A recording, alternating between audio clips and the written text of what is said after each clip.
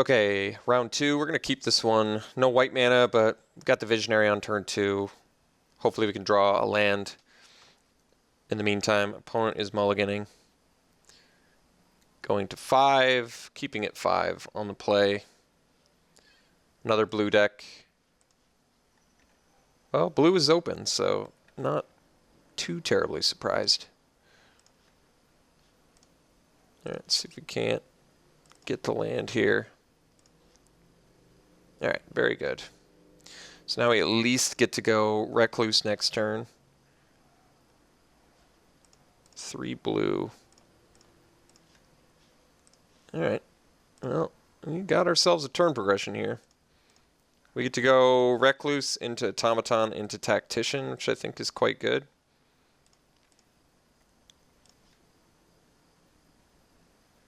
Blue-black. What do we got?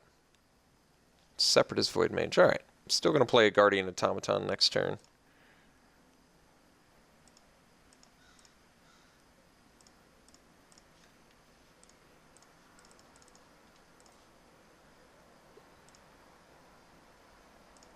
And I think Tactician next turn is still the plan.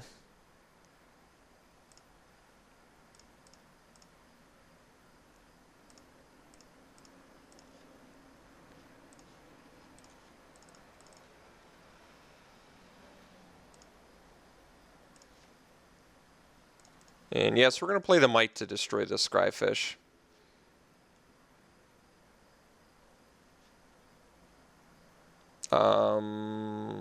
This trade, I kind of tempted to take this trade.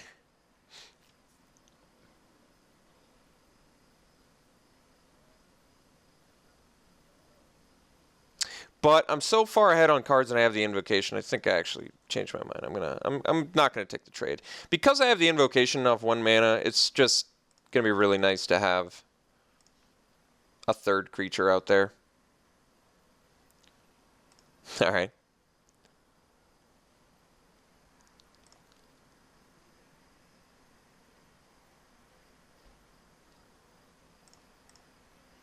So a couple Void Mages, which seem pretty good against our Grasp.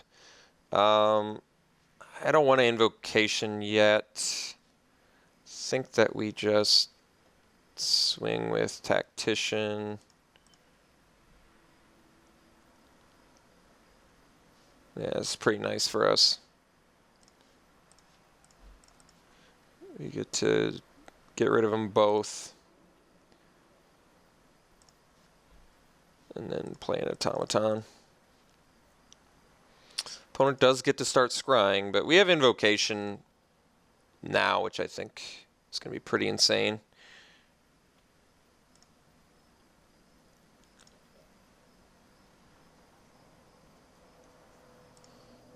Alright, opponent's deck seems pretty solid. We haven't seen a bad card out of our opponent's deck yet.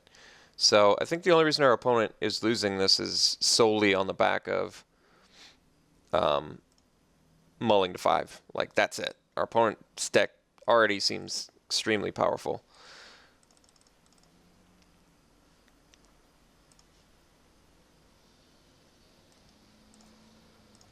He can actually use the Scryfish, save it, but he's going to take a lot of damage if he does that.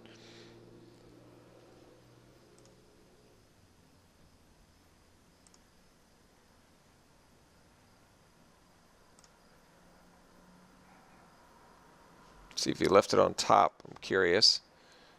Oh, he did put it on top. That's scary. We got a Languish on our hands here. Something else bonkers.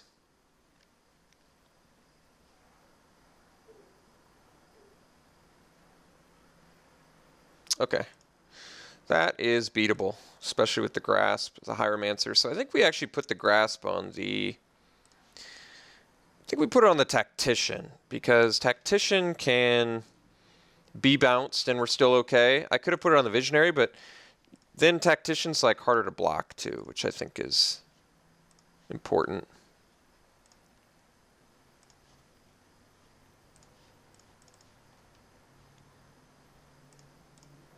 So we saw 1 flyer out of our opponent in Towergeist. Does that justify bringing in aerial volley? I would say no. I would say no. Not yet. There's a very high probability he has more flyers in there, but I don't want to... well, I mean, I could dump the Grasp. Although Grasp was really good there. But he's got multiple Separatist Void Mages, which definitely makes Grasp worst. Or worse, rather, not worst. I mean, like I said, it did amazing things for us there. It straight up just won us the game. Or, you know, increased the clock on our opponent pretty significantly. But I wouldn't want to take a Grasp out for an aerial volley yet, I don't think. I think we just do it again.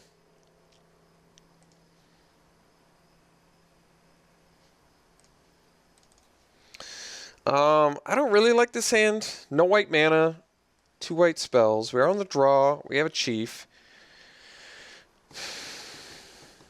Council's Lieutenant looks pretty bad in this hand. We do have 9 ways to draw white. If we draw 1 white, we at least can play. We could, if we draw a white on turn 1, it's like really insane for us. This hand could be okay. It could also be really bad for us. I think I'm still going to keep. The main reason I'm keeping is, like I said, 1 white mana, and we just have so many... There's so many things that we could draw that make this hand better that I think it's worth keeping. Like, now this hand is just very good.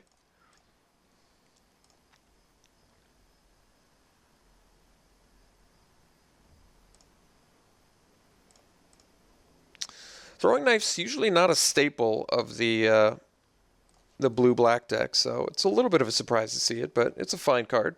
I mean, it's a good card. I like Throwing Knife. It's just not the most common card in blue-black.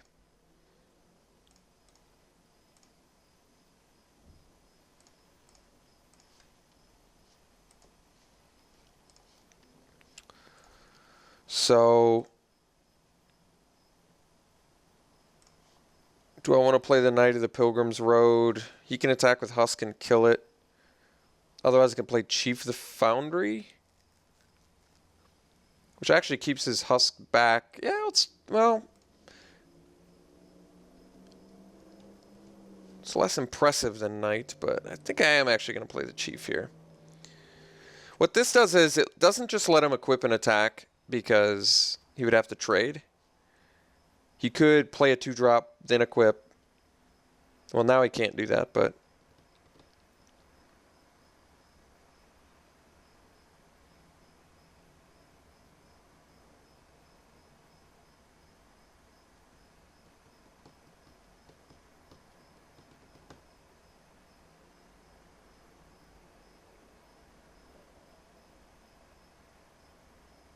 So if we draw a land, we get to go Knight plus Might of the Masses, or Lieutenant plus Might of the Masses.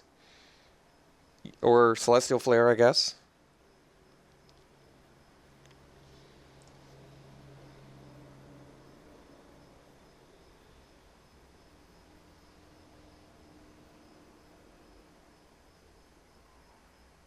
Read the Bones. That's pretty good for him there.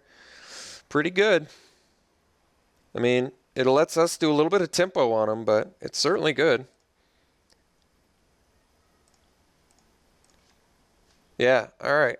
Now is really where we want to make some choices.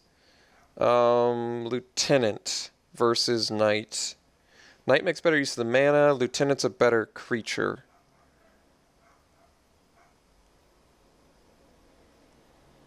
If I play Lieutenant, he can just Throwing Knife it.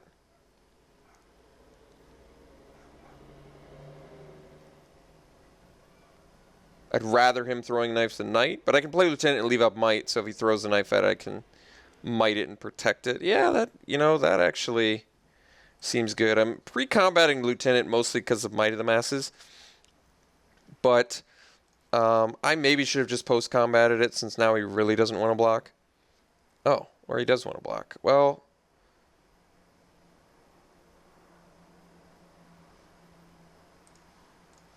I'll play a trick.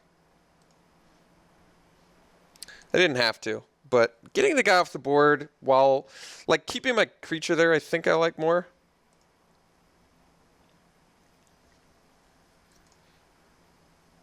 And he's intimidated by the lieutenant. I guess that's good for us.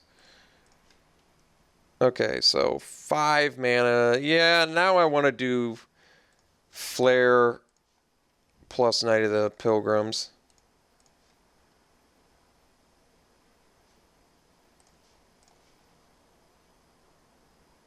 Because then we can follow up with Dragon Invocation if we draw a land. Yeah, I think that's better.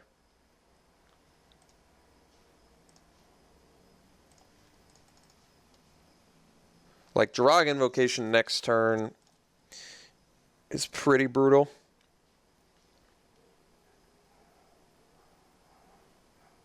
Erebus's Titan's a big boy, but we still get to eat it with the land. Alright, no land, so let's do this first. Got the land. Now I'll just play the lieutenant and pass. And we get to do a Dragon Invocation next turn. I mean, I could swing and lose Knight of the Pilgrim's Road and get in for 4, but I don't like it.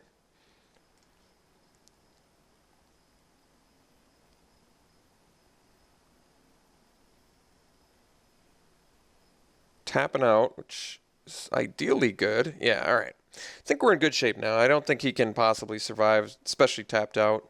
We get to just go Invocation, and we have more than enough for lethal here.